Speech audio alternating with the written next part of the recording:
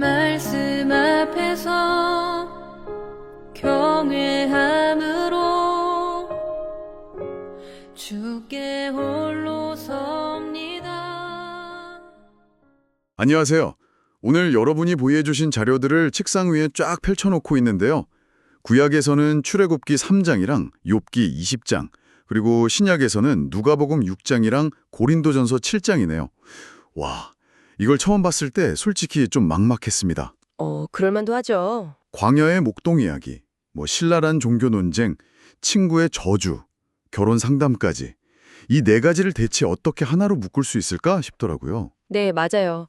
마치 서로 다른 4개의 직소 퍼즐 상자에서 한 조각씩만 그냥 툭 꺼내놓은 느낌이죠. 시대도 다르고 장르도 분위기도 완전히 다르니까요. 겉으로만 봐서는.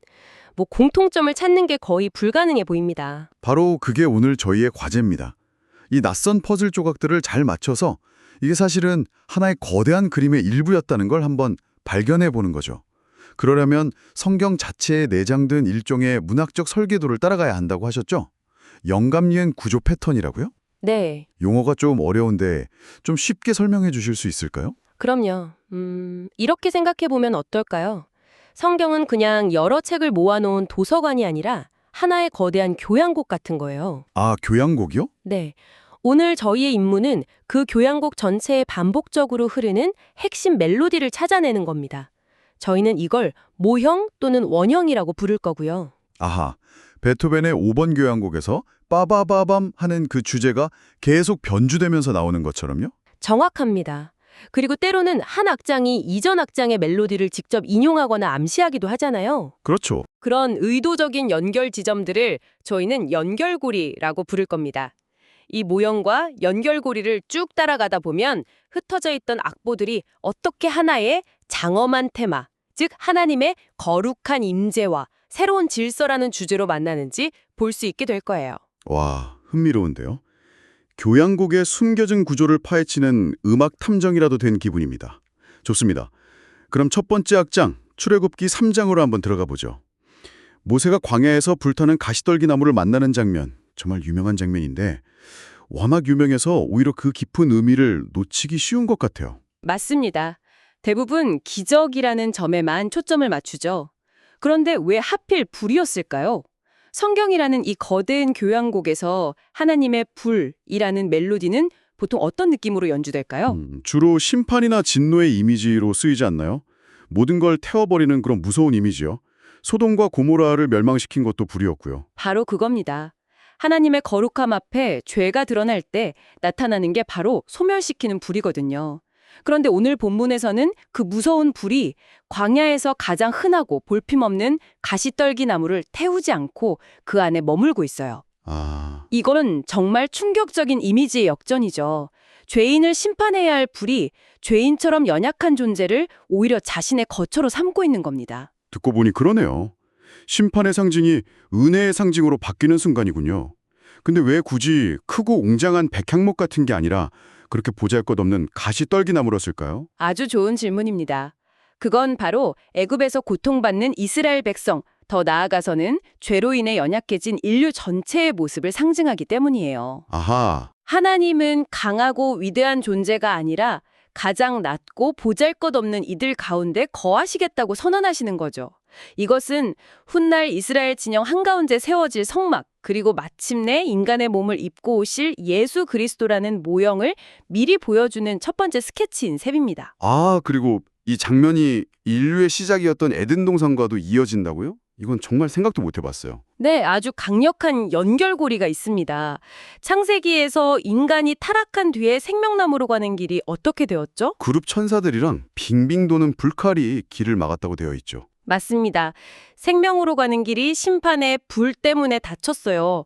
그런데 지금 출애굽기 3장에서 그 불이 길을 막는 대신 모세를 초청하고 있습니다. 와, 닫혔던 에덴의 문이 다시 열리고 있다는 걸 보여주는 장엄한 초대장인 셈이에요.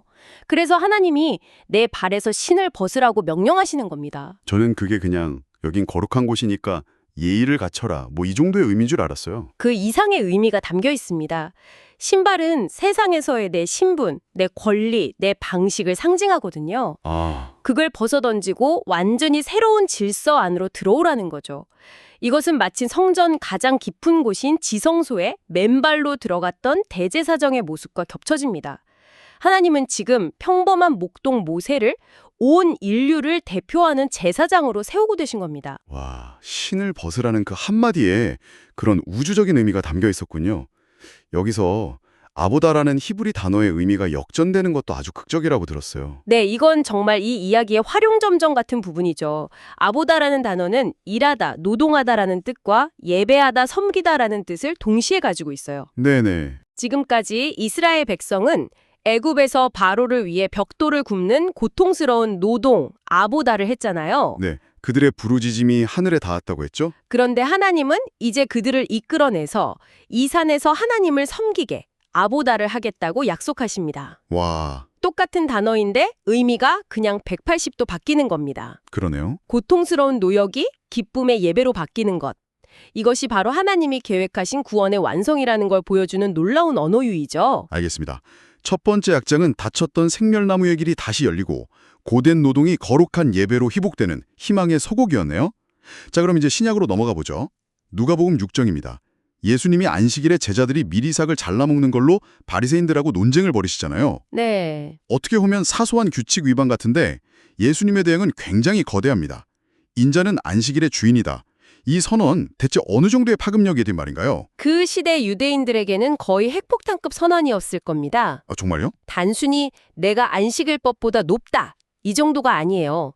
창세기 1장을 보면 하나님이 엿새 동안 세상을 창조하시고 일곱째 날에 안식하셨다고 나오죠. 네네. 이게 무슨 뜻일까요?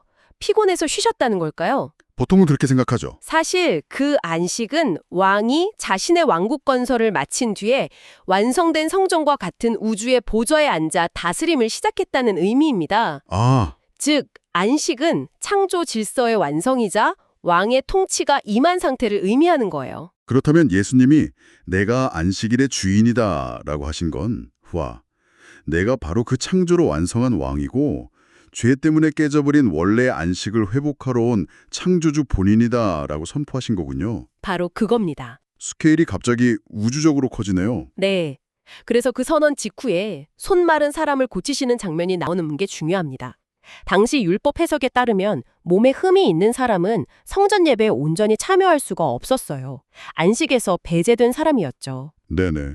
예수님은 그를 모두가 보는 앞에서 회복시키심으로써 죄와 질병 때문에 하나님의 안식에서 쫓겨났던 이들을 다시 안으로 들이시는 대제사장의 사역을 하고 계신 겁니다. 잃어버렸던 백성을 다시 하나님 나라의 잔치로 초대하시는 거군요. 그리고 곧바로 12제자를 세우시고 평지 설교가 이어지죠. 가난한 자는 복이 있나니 우는 자는 복이 있나니. 제 첫인상은 그냥 약자들을 위로하는 말씀 정도로 느껴졌는데 이게 출애굽 이야기랑 직접적인 연결고리가 있다고요? 네, 아주 직접적인 연결고리입니다.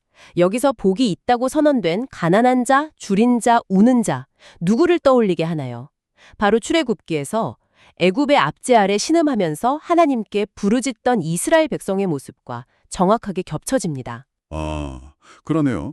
예수님은 지금 새로운 모세가 되어서 새로운 출애굽을 기다리는 이스라엘에게 하나님 나라의 대원장을 선포하고 계신 거군요. 맞습니다. 그런데 그 나라의 질서는 세상과는 완전히 거꾸로 되어 있죠. 부유한 자와 웃는 자에게는 오히려 화가 있을 것이라고 선포하시잖아요. 네. 세상은 힘과 불이 쌓아올리는 피라미드 구조를 추구하지만 하나님 나라는 그 피라미드를 완전히 뒤집어 엎습니다. 가장 낮은 자가 가장 높아지는 나라.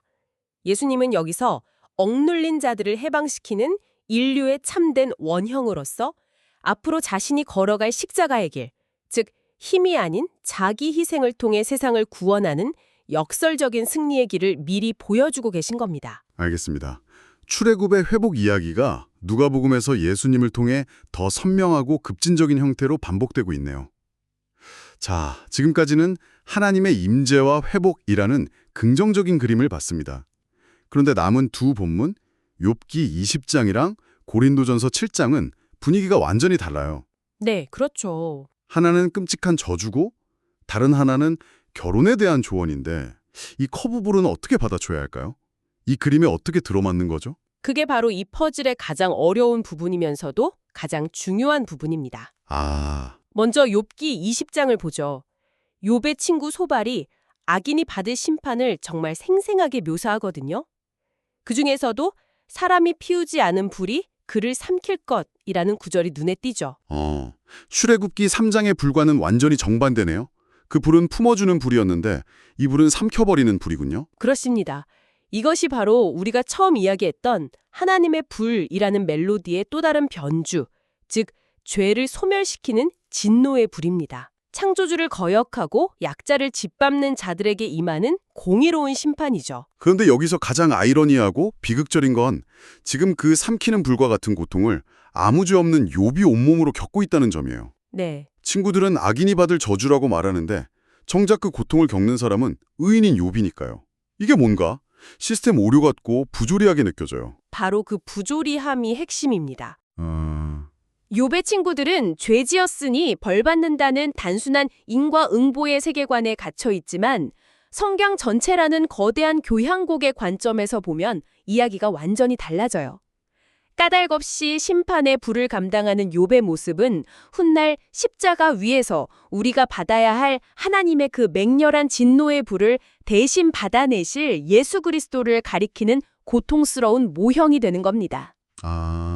욥의 고난은 그 자체로 끝나는 게 아니라 더 큰 구원 이야기의 그림자 역할을 하고 있는 거죠. 욥이 그리스도의 대속을 미리 보여주는 모형이 된다는 말씀이시군요. 알겠습니다. 그 연결은 이해가 되는데 그럼 이게 고린도전서 7장의 결혼, 독신 문제와는 대체 어떻게 이어지는 거죠? 정말 상상이 안 되는데요. 바울의 논점을 따라가려면 시야를 확 넓혀야 합니다. 바울은 지금 결혼이 좋은가, 독신이 좋은가 이런 윤리 강령을 만들려는 게 아니에요. 그는 훨씬 더 큰 그림, 즉 시간과 역사 전체를 보고 있습니다. 그가 반복해서 말하는 핵심 구절이 있잖아요. 이 세상의 외형은 지나감이라. 네, 말이 여러 번 나오죠. 바울의 관점에서 성도들은 두 시대가 겹쳐진 시간 속에 살고 있는 겁니다. 하나는 죄와 죽음이 지배하는 옛 창조의 시대, 다른 하나는 예수님의 부활로 이미 시작된 새 창조의 시대.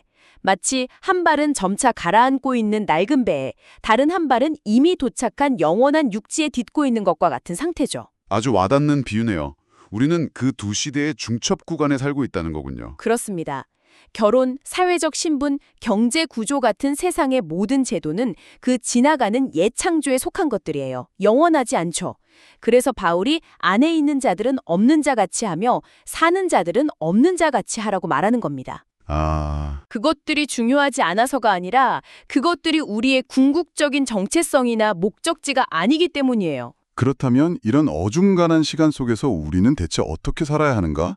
이게 바울이 던지는 질문이겠네요. 맞습니다. 그리고 그에 대한 바울의 결론이 바로 흐트러짐이 없이 주를 섬기라는 겁니다. 이 구절이 오늘 우리가 본 모든 이야기를 하나로 묶는 마지막 연결고리입니다. 이 권면, 어디서 본 장면과 비슷하지 않나요?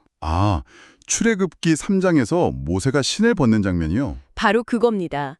모세는 지나가는 세상의 상징인 신발을 벗고 하나님의 임재 앞으로 나아갔습니다. 바울은 똑같이 말하고 있는 거예요. 우리의 본질은 결혼했는가, 독신인가, 노예인가, 자유인인가 같은 세상의 신발을 위해 규정되지 않는다고요. 우리의 진짜 정체성은 이미 그리스도의 십자가 덕분에 길이 열린 지성소 앞에서 맨발로 서서 다른 것에 마음을 빼앗기지 않고 오직 주님께만 집중하는 제사장이라는 겁니다. 와, 정말 소름이 돋네요.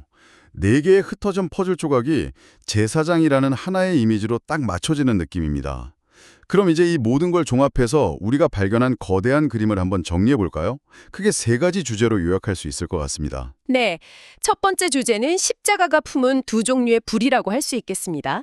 우리는 오늘 2가지 불을 봤죠. 하나는 욥기에서 악인을 삼키는 심판의 불이었고 다른 하나는 출애굽기에서 가시떨기 나무를 품는 임재의 불이었어요. 네. 여기서 던져야 할 질문은 이것입니다. 어떻게 소멸시키는 심판의 불이 우리를 품는 은혜의 불이 될 수 있었을까? 그 해답이 바로 욥이 예표했던 그리스도의 십자가에 있겠군요. 그렇습니다. 예수님께서 십자가에서 우리가 받아야 할 그 심판의 불을 남김없이 받으셨기 때문입니다. 그 대속 덕분에 본래는 불타 없어져야 마땅한 가시떨기나무 같은 우리 안에 성령의 불이 오셔도 우리가 소멸되지 않고 오히려 하나님을 모시는 거룩한 땅, 즉 성전이 될 수 있었던 겁니다. 아, 두 번째 주제는 세상의 질서를 뒤엎는 하나님 나라의 안식이겠네요? 맞습니다. 세상은 힘과 불을 가져야 안식할 수 있다고 말합니다. 욥의 친구들이 가졌던 생각이 바로 그런 옛 창조의 논리죠. 하지만 누가복음 6장에서 예수님은 정반대를 선포하셨습니다. 세상에서 가장 낮아지고 가난해진 자리에서 오직 창조주이신 왕을 의지할 때 진짜 안식이 임한다고 말씀하셨죠. 그렇죠. 이것은 출애굽기 3장에서 애굽의 고통스러운 노역, 즉 아보다를 하나님을 향한 거룩한 예배, 아보다로 바꾸시겠다던 그 약속이 예수님을 통해 성취되는 모습입니다. 마지막 세 번째 주제는 두 시대 속에서 살아가는 제사장의 헌신이라고 정리할 수 있겠습니다. 네. 우리는 여전히 지나가는 세상, 즉 애굽의 발을 딛고 있지만 우리의 시선과 소망은 영원한 하나님의 임재, 즉 지성소를 향해 있습니다. 그래서 우리는 출애굽기의 모세처럼 그리고 고린도전서의 겉면처럼 세상적인 가치관이나 내 신분이라는 옛세상의 신발을 벗어 던져야 합니다. 그리고 오직 주님께만 집중하는 제사장으로 살도록 부름받았다는 것이 오늘 본문들이 우리에게 주는 최종적인 결론입니다. 정말 놀랍습니다. 광야에 불타는 떨기나무에서 시작해서 예수님의 혁신적인 나라 선포와 욥의 고난을 거쳐서 마침내 오늘을 살아가는 우리에게 제사장으로 살라는 바울의 권면까지 전혀 상관없어 보이던 네 개의 이야기가 사실은 하나의 거대한 구원교향곡의 서로 다른 악장이었다는 게 분명해지네요. 결국 이 모든 이야기는 죄인과 어떻게든 함께 거하고 싶어 하시는 하나님의 열망이 십자가라는 그 누구도 상상하지 못했던 지혜와 사랑을 통해 어떻게 성취되었는지를 보여주는 웅장한 서사시라고 할 수 있습니다. 오늘 이 깊은 탐구를 마무리하면서 여러분께 마지막으로 생각해 볼 질문 하나를 드리고 싶습니다. 모세에게 주어진 명령은 거룩한 땅에 섰으니 신을 벗으라는 것이었습니다. 그런데 오늘 우리가 함께 살펴본 이야기들은 그리스도 때문에 지금 당신이 서 있는 바로 그 자리, 당신의 사무실, 부엌, 학교, 그 어디든가 하나님을 예배하는 거룩한 땅이 되었다고 말하는 것 같습니다. 그렇다면 오늘 흐트러짐 없이 주님을 섬기는 제사장으로 서기 위해 당신이 벗어던져야 할 옛 세상의 신발은 무엇이 있을까요?